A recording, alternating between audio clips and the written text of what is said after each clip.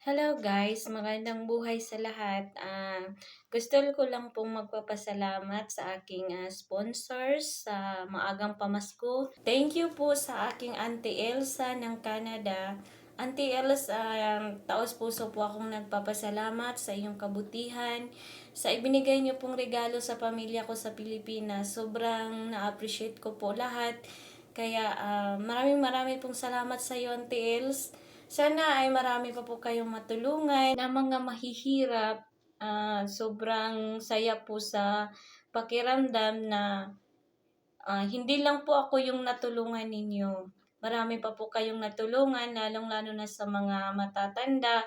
Nagbigay kayo ng ayuda at saka ah, naging anonymous sponsors po kayo sa mga charity vloggers. So God bless po Auntie El. So talagang na-appreciate ko ang lahat yung mga ibinigay niyo po sa akin at sa pamilya ko sa Pilipinas, Ante. Yan lang guys, marami pong salamat sa panonood ninyo.